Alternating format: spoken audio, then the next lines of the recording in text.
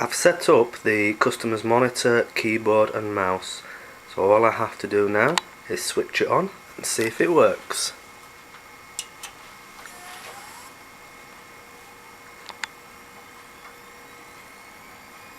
And there we go.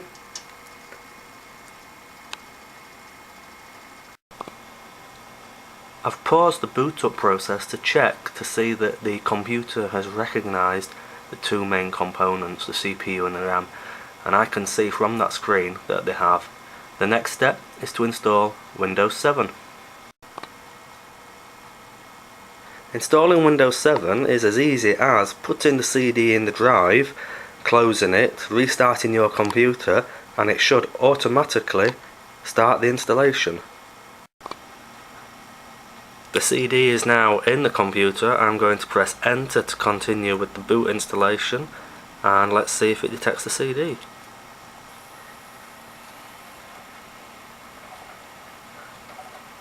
It does.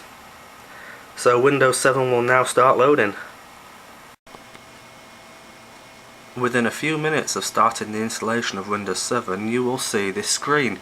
You just need to select your language, your time and currency format, and your keyboard or input method, and select the countries for those and click on the next button.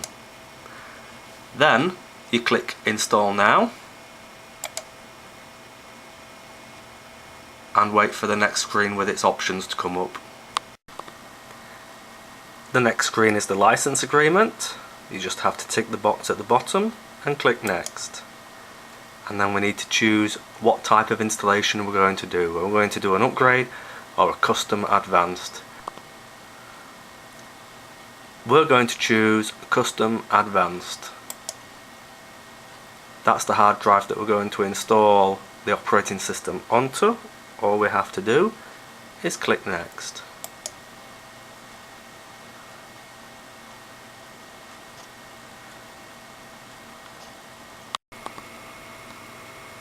The expanding Windows files section of the installation may take some time. Just be patient, it depends on the speed of your computer. The computer will then restart, and then it will present you with this screen where you can set up your user account.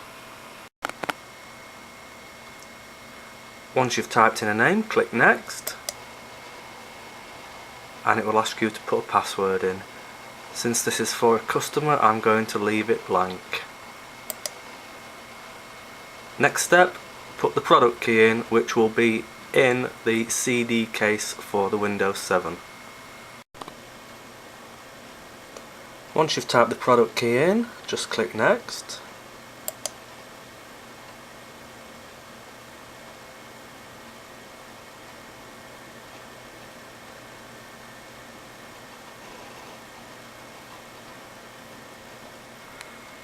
It will then ask you what type of updates you want to put on, what settings you actually want for those updates. I'm going to use the recommended settings.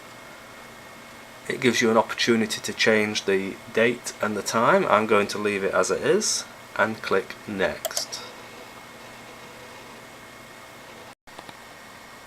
Within a few moments, Windows 7 has loaded, and the next step we need to do is to install all the drivers.